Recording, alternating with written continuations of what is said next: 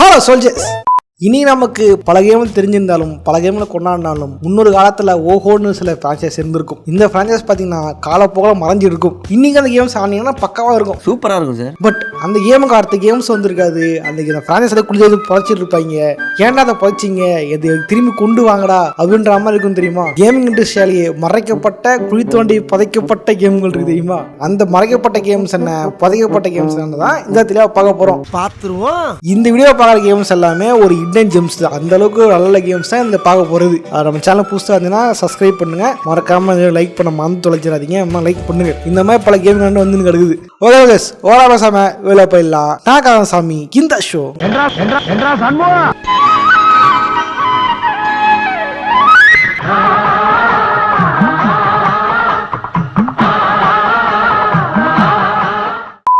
ஆறாவது இடத்துல பார்க்க போகிறது புரோட்டோடைப். இந்த பிரான்ஸில் பார்த்தீங்க அப்படின்னா 2 கேம் வந்திருக்கும். 2 கேமும் பயங்கர பக்காவாக வந்திருக்கும். இன்றைக்கி தான் இன்சோம்னியாவோட ஸ்பைடர்மேன் கேமில் பிசிலியம் ஸ்பேஷல்லாம் வந்து ஸ்பைடர்மேனாக மாறி இப்போ சூப்பர் பவர்ஸோட பில்டிங் மேலே பில்டிங் ஜம்ப் பண்ணுறது, பில்டிங் மேலே அதெல்லாம் பண்ணியிருந்திருப்போம். பட் அந்த காலத்திலே வந்து சூப்பர் பவர்ஸோட பில்டிங் மேலே பில்டிங் ஜம்ப் பண்ண வச்சது இந்த கேம் தான். ஆக்சுவலி சொல்லி இது ஒரு ஓப்பன் 3rd person கேம். நீங்கள் வந்து ஜாலியாக செவுத்து மேலே ஏறலாம், செவுத்து மேலே ஓடலாம், திடீர்னு அப்படி அங்கேயும் ஜம்ப் பண்ணி கிளேட்டரில் அப்படியே மெதுவாக பறந்து வரலாம். இந்த மாதிரி விஷயங்கள்லாம் அந்த கேமில் பயங்கர பக்காவாக கொண்டு வந்திருப்பாங்க. பயங்கர யூனிக்காக இருந்திருக்கும் அந்த கேமில். இந்த கேமில் வந்து இன்ஃபெக்ஷன் ஆகிருக்கும். திடீர்னு வந்து மில்ட்ரி நடத்திட்டு இருப்பாங்க நம்மளை பிடிக்கிறதுக்கு. அந்த டைம் பார்த்தீங்கன்னா நம்ம வந்து மாலசம் போடுறதுக்கு ஏதாவது என்பிசியை கொலை பண்ணி அவன் மாலசம் போய்க்கலாம். இல்லை நம்ம அட்டாக் பண்ண வந்தாங்க தெரியுமா, அவனே போட்டு தள்ளி அவனை உள்ள இழுத்துக்கிட்டு நம்ம வந்து ஹெல்த் மேலே ஏற்றிக்கலாம். இந்த மாதிரிலாம் கேம் கூட பக்காவாக கொடுத்துருப்பாங்க. பயங்கர ஆக்ஷன் வந்திருக்கும். இது ஆக்ஷன் மேடம், இது ஆக்ஷன். இந்த கேமோட ஹீரோ பேர் தான் அலெக்ஸ். அலெக்ஸ் பார்த்தீங்கன்னா வந்து ஹுட்டி போட்டுக்கிட்டு பாக்கெட் ஸ்டைல்ஸாக இருந்திருப்பான். ஆக்சுவலி இந்த கேமோட வால்பேப்பர் தெரியுமா, இந்த வால்பேப்பர் அந்த காலத்தில் பல பேர் வந்து அவங்க லேப்டாப்ல வச்சிருப்பாங்க, பிசி வச்சிருப்பாங்க. பார்த்து எத்தனை பேர் வச்சிருக்கீங்கன்றத கமெண்ட் பண்ணுங்க வச்சிருந்தீங்க அப்படின்ட்டு. ஆக்சுவலி கேமுல வைரஸ் பரவிடும். அந்த வைரஸ் பரவனது யாரு, தன்னை கொலை பண்ணது யாரு, தான் யாருன்ற தான் தெரியும் இருப்பான். கடைசியில் பார்த்தா தலைவன் தான் அந்த வைரஸே அப்படின்ற மாதிரி கதையை மாத்திருப்பாங்க. இந்த வைரஸ்லாம் சேர்ந்து பாடி ஆயிடுச்சு, அதுதான் இவரு அப்படின்ற மாதிரி மாத்திருப்பாங்க. கிளைமேக்ஸ்லாம் பயங்கர டார்க்கா இருந்திருக்கும். இதுக்கு ஒரு செகண்ட் பார்ட் எடுத்திருப்பாங்க, அதுவுமே கிராஃபிக் பக்காவா இருந்திருக்கும். இதுல என்ன ஒரு வித்தியாசம் அப்படின்னா, செகண்ட் பார்ட்ல வில்ல யார் தெரியுமா, ஃபர்ஸ்ட் பார்ட்டோட ஹீரோ தான், செகண்ட் பார்ட்டுக்கு வில்ல. இந்தளவுலாம் பயங்கரமா கதை இருந்திருப்பாங்க இந்த பிரான்சைஸுக்கு. பட் என்ன பிரச்சனைனா, ஃபர்ஸ்ட் பார்ட் ஒன்ன அளவு செகண்ட் பார்ட் பெருசா போகல. இந்த ஒரு காரணத்தினாலேயே இந்த கேம் டெவலப் ஆன ஆக்டிவேஷன் இந்த கேம் வந்து அப்படியே ஓரம் போட்டாங்க. எப்படி வந்து யூபிசாஃப்ட்டுக்கு அசசின்ஸ் கிரீடோ அந்த மாதிரி ஆக்டிவேஷனுக்கு வந்து கால் ஆஃப் டியூட்டி என்ன பண்ணிட்டானுங்க, இதெல்லாம் வேணாம்ப்பா நம்ம கால் வரைக்கும் போயிடலாம் பண்ணிட்டு கால் வரைக்கும் அந்த கேம் பார்க்க போயிட்டாங்க. தவிர இந்த பிரான்சைஸ் அம்மா விட்டாடுங்க. அட்லீஸ்ட் இந்த கேமுக்கு ஒரு ரீமாஸ்டர் ரீமேக் அப்படியே விடலாம், அதுவும் விட மாட்டேங்கிறானுங்க. அடுத்த பால் விட மாட்டேங்கிறானுங்க. இந்த பிரான்சைஸ் 2 கேம்ல முடிச்சுட்டானுங்க. அதாவது கஷ்டமான விஷயமா இருந்துச்சு. உண்மையிலே கேம் வேற லெவலுங்க, பக்காவான கேமுங்க. ஃபர்ஸ்ட் பார்ட்டை 3 தடவை முடிச்சிருக்கேன், செகண்ட் பார்ட் 2 தடவை முடிச்சிருக்கேன். அந்த அளவுக்கு பயங்கரமா அந்த கேம் பிரான்சைஸ். இந்த கேம் பிரான்சைஸ் யாரெல்லாம் திரும்பி வரணும்னு ஆசைப்படுறீங்களோ அவங்க லைக் பண்ணிட்டு கமெண்ட் பண்ணுங்கள். 5வது பார்க்க போறது காட் ஹேண்ட். காட் ஹேண்ட் பாத்தீங்க அப்படின்னா PlayStation 2 யாராவது சேர்த்தா ஒரு கேம். ஆக்சுவலி இந்த கேம் டெவலப்பர் யாருன்னா ஷிஞ்சி மிகாமின்ற ஒரு ஜாப்பனீஸ் டெவலப்பர் தான். ஆக்சுவலி ஜாப்பனீஸ் கேம் தான். ரெசிடென்ட் ஈவில் பிரான்சைஸ் இருக்கு தெரியுமா, அந்த பிரான்சைஸை உருவாக்கின அதே டெவலப்பர் தான் ஷிஞ்சி மிகாமி. அவர் தான் இந்த கேமையும் வந்து டைரக்ட் பண்ணிருப்பாரு. இது பார்த்தீங்கன்னா ஒரு பீட் 'em அப் கேம். பயங்கரமா ஆக்ஷன் வந்திருக்கும். அது மட்டும் இல்ல கேமோட கதை, கேமோட கேம் பிளே, கேமோட கிராபிக்ஸ் எல்லாமே பார்த்தீங்கன்னா ரொம்பவே ஃபன்னியா உருவாக்கி இருந்திருப்பாங்க. என்னோட பக்கம் தெலுங்கு படம் மாதிரி இருங்க, ஹீரோனை கத்தினு போடுவாங்க, ஹீரோனுக்கு வில்லன்ல வந்து பழி வாங்க போவாரு. ஆனா இப்படி பழி வாங்குற ஹீரோ நான் பார்த்ததே இல்லப்பா. நல்லா வாங்குற பழி. கடைசியில் வந்து வில்லன் கத்தின்னு ஹீரோயினை காப்பாத்துங்க அப்படின்னு ஒலிவியா கத்தின்னு கிடக்கும். ஹீரோனுக்கு ஒலிவியா இப்போ ஹீரோனை காப்பாற்றுவாரு. 2 பேர் லவ் பண்ணாங்க, படம் முடிஞ்சிடும். தமிழ் தெலுங்கான எவ்வளோ இருந்திருக்கும். அந்த மாதிரி கேமை உருவாக்கி இருந்திருப்பாங்க. நக்கல்யா அவனுக்கு சரி சொன்னா அந்த கேம் வந்து இந்த PlayStation 2 டைம்லாம் பார்த்தீங்கன்னா பட்டைகள்லாம் கேம். இது எப்படி GTA, காட் ஆஃப் வார் இதெல்லாம் பிச்சுக்கிட்டு போச்சோ, கார்டானே பிச்சுட்டு போயிடுச்சு அந்த காலத்தில். சிலாம் போனால் வந்து பேரே சொல்ல மாட்டாங்க சில பேர். இது பேர் காட் ஹேண்ட். ஆனால் காட் ஹேண்ட்ற பேர் எவ்வளோ வாயில வராது, கார்டன்.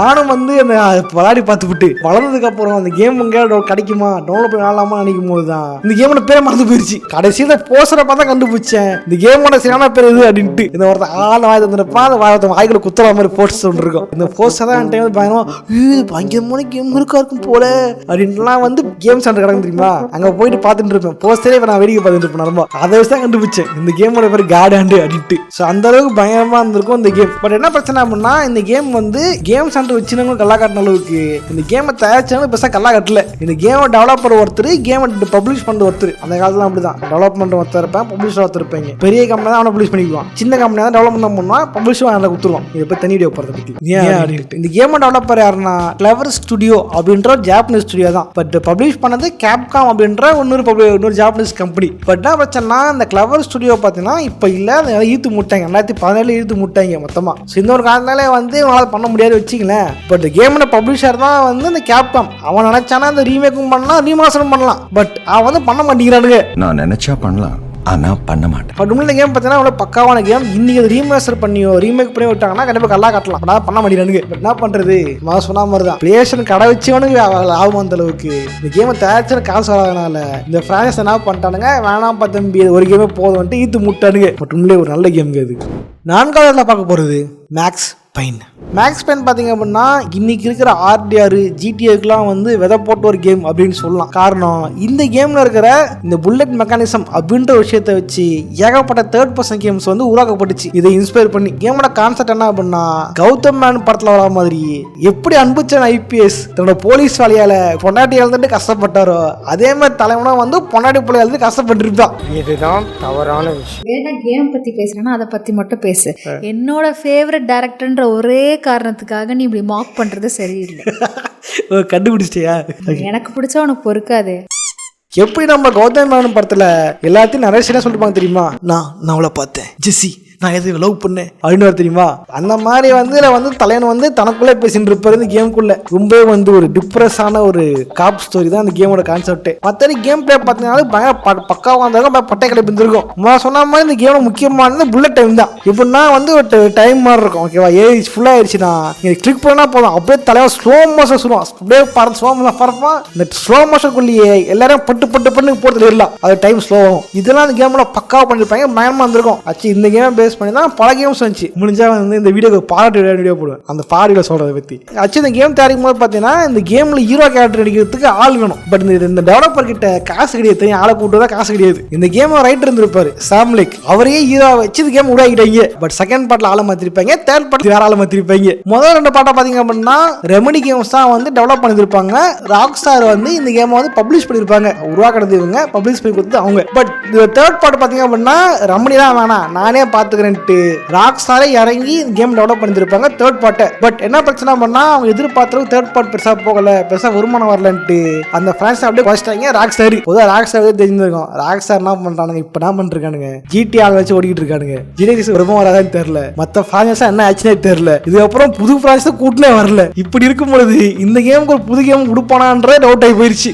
உண்மையா மேக்ஸ் பெயின் 3 பயங்கர பட்டை கிடப்பிருக்கும், பயங்கர வைலன்ஸ் பயங்கர இதுல பயங்கரமா இருந்திருக்கும். ஆக்சுவலி மேக்ஸ் பெயின் 3 தெரியுமா, அந்த கேரக்டரை அப்படியே பேஸ் பண்ணி தான் வந்து GTA 5ல மைக்கேல் கேரக்டர் கொண்டு வந்திருப்பாங்க. ஒண்ணுமே GTA மைக்கேல் தெரியுமா, அவனுக்கு மொட்டை அடிச்சுட்டு இந்த மாதிரி ஜி சட்டை போட்டுச்சிங்க, அப்படியே பார்க்கறது மேக்ஸ் பெயின் 3 மாதிரியே இருக்கும். அந்த அளவுக்கு பயங்கரமான இந்த கேம். ஆக்சுவலி இந்த கேம்ல இருந்த புல்லட் டைம் தெரியுமா, இது அப்படியே எடுத்து தான் RDR 2ல வந்து கொண்டு வந்திருப்பாங்க. இந்த விஷயத்து மெக்கானிசம் அப்படியே மேக்ஸ் பெயின் 3ல இருந்திருக்கும் அந்த புல்லட் டைம் அப்படின்ட்டு. அது அப்படியே பார்த்தீங்கன்னா RDR 2லுமே இருந்திருக்கும். உண்மையாக பார்த்தீங்க அப்படின்னா அந்த கேமுக்கு வந்து இப்போதைக்கு ஃபர்ஸ்ட் 2 பார்ட்டை வந்து ரெமடி வந்து ரீமேக் பண்ண போகிறாங்க, ரீமாஸ்டர் வெர்ஷன் மாதிரி ரீமேக் பண்ண போகிறாங்கன்னு கேள்விப்பட்டேன். பட் அது வந்து நியூஸாக வந்துச்சு தவிர அதிகாரப்பூர்வமாக எப்போ வரும் ஏது வரும்ன்றதை ரெமடி இப்போ அனௌன்ஸ்மெண்ட்டே பண்ணல. அது மட்டும் இல்லாமல் ரெமடியோட கடைசி கேம் தான் வந்து ஆலன் வேக் 2. ஆலன் வேக் 2லேயே வந்து இந்த மேக்ஸ் பெயின் கேரக்டரை டீஸ் பண்ணியிருப்பாங்க. இந்த மேக்ஸ் பெயினோட பிஜிஎம்லாம் ஓட விட்டு இந்த ஃபர்ஸ்ட் பார்ட் இந்த மேக்ஸ் பெயின் மறுபடியும் கூட்டின்னு வந்து அது வேற கேரக்டருமே நடிக்க வச்சு மேக்ஸ் பெயின் ரீகால் பண்ணியிருப்பாங்க.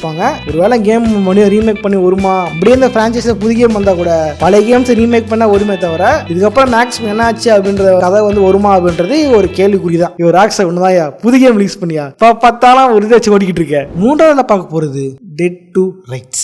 இந்த கேம் பார்த்தீங்க அப்படின்னா மேக்ஸ் பெயின் மாதிரியான ஒரு மெக்கானிசம் கொண்ட ஒரு கேம் தான், அது புல்லட் டைம் சொல்லலாம். மேலும் அதே மாதிரியான ஒரு தேர்ட் பர்சன் ஷூட்டர் கேம் தான் இது. கேம் ஃபர்ஸ்ட் கேம் பார்த்தீங்க அப்படின்னா பயங்கர மாசம் இருந்திருக்கும். நீங்கள் வந்து ஏகப்பட்ட ஃபசில்ஸ், ஏகப்பட்ட இடத்த போய் இது பார்க்கறது, ஏகப்பட்ட அடி ஆளுங்க அப்படின்ட்டு இஷ்டத்துக்கு பயங்கரமாக இருந்திருக்கும் ஃபர்ஸ்ட் பார்ட் கேம். இது மட்டும் தான் கேமோட ஸ்பெஷாலிட்டி என்ன பண்ணா, இந்த கேமில் தான் வந்து ஒரு நாய் ஒன்று வந்திருக்கும். நீங்கள் மாட்டிக்கிட்டீங்க அப்படின்னா அந்த நாய் வந்து அட்டாக் பண்ணும் அப்படின்ட்டு பெரிய பிசை தின்ன வேண்டியதானே.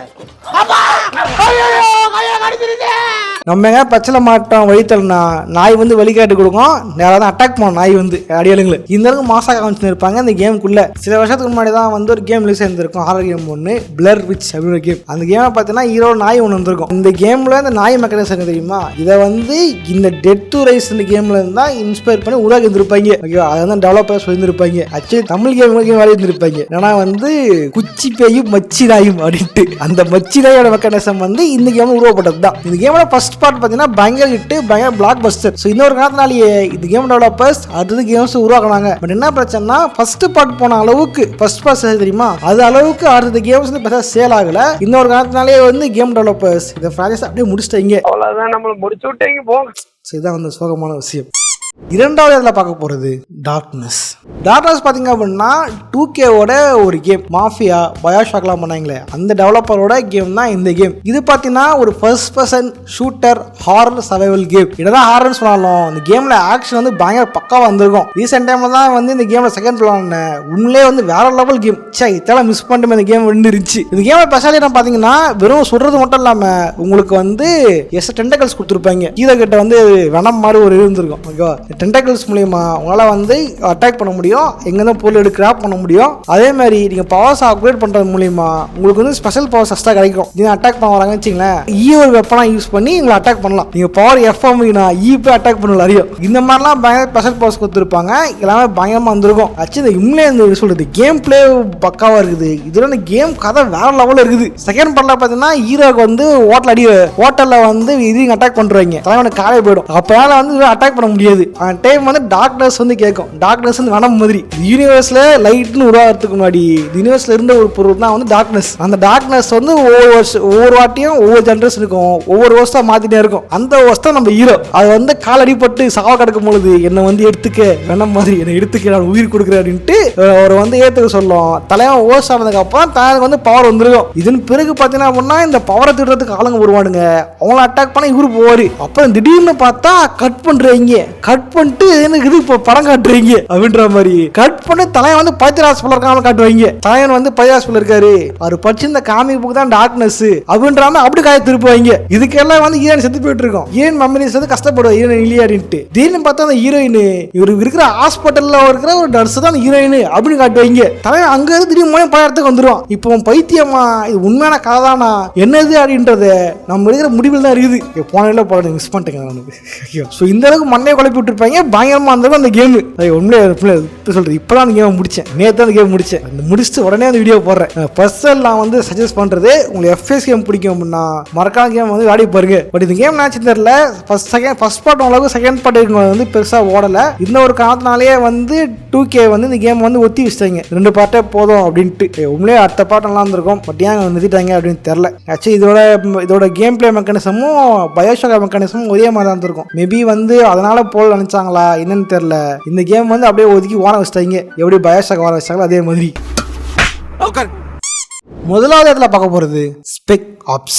ஸ்பெக் ஆப்ஸ் பார்த்தீங்க அப்படின்னா ஏதோ ஒரு 2 கேம் மட்டும் வந்த ஒரு ஃப்ரான்ச்சைஸு. இப்போ வந்து இழுத்து முன்ன ஒரு ஃப்ரான்ச்சைஸ் அப்படி கிடையாது. இந்த ஃப்ரான்ச்சைஸ் பார்த்தீங்கன்னா முதல்ல ஸ்டார்ட் ஆனது 1998. 1998 பார்த்தீங்க அப்படின்னா இந்த கேமோட ஃப்ரான்ச்சைஸ் ஸ்டார்ட் ஆயிருந்திருக்கும். பட் என்ன பிரச்சனை அப்படின்னா ஒரு கேம் ஸ்டுடியோவில் பல கேம் டெவலப் பண்ணி பார்த்துருப்பீங்க. பட் ஒரு கேம் ஃப்ரான்ச்சைஸை பல டெவலப்பர் கம்பெனி கை மாறி பார்த்துருக்கீங்களா? அப்படிப்பட்ட கேம் ஃப்ரான்ச்சைஸ் இந்த ஃப்ரான்ச்சைஸ். ஃபர்ஸ்ட் பார்த்தீங்க அப்படின்னா ஜாம்பி ஸ்டுடியோ அப்படின்ற ஒரு டெவலப்பர் தான் உருவாக்குனாங்க. அதன் பிறகு இது ரன் கிராஃப்ட் அப்படின்னு கம்பெனிக்கு மாறிச்சு, பிக் கிராஃப்ட்டுக்கு மாறிச்சு.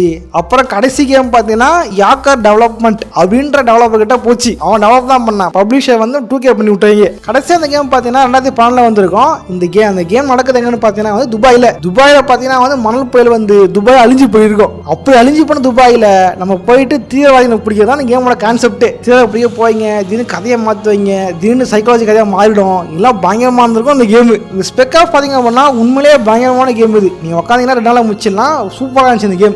நானே வந்து சொல்றது ரொம்ப நாள் கழிச்சு ஒரு ஃபீல் கிடைச்சு இந்த கேம்ல. பட் இந்த பிரான்சைஸ் என்ன பிரச்சனை அப்படின்னா இந்த பிரான்சைஸ் வந்து 2K பப்ளிஷ் பண்ணதுக்கு அப்புறம் இதோட டெவலப்மெண்ட் ரைட்ஸும் பப்ளிஷ் பண்ற வாய்ப்பும் நம்ம ராக்ஸ்டாருக்கு கிடைச்சது. ஓகேவா, ராக்ஸ்டார் கேன்சல் பண்ண கேம் எதுவும் முடியா.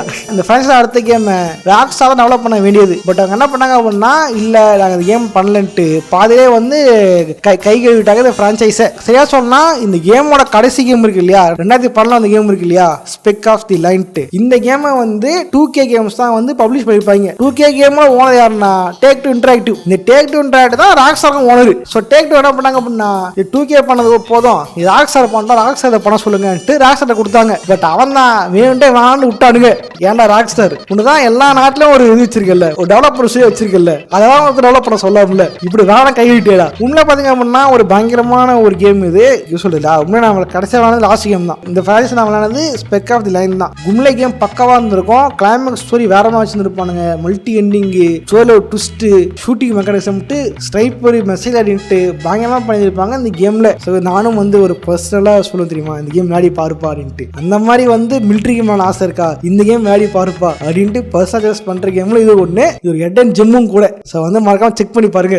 அடுத்த கேம் தான் வரல, இது கேம் ஆடி பாருங்க. ஓகே இந்த வீடியோ பச்சை லைக் பண்ணுங்க, ஃப்ரெண்ட்ஸோட ஷேர் பண்ணுங்க. இந்த வீடியோவில் வந்து நான் சில கேம் விட்டு போயிருப்பேன், அது என்ன கேம் அப்படின்னு நினைக்கிறத காலமாசா கமெண்ட் பண்ணுங்க. பிரின்ஸ் ஆஃப் விஷாலாம் சொல்லுவீங்க தெரியும், பிரின்ஸ் ஆஃப் விஷாலாம் அடுத்த கேம்லாம் வருது. இப்போ நான் சொன்ன சில கேம்ஸா வந்து கேமே வரல, அந்த கேமே வரல.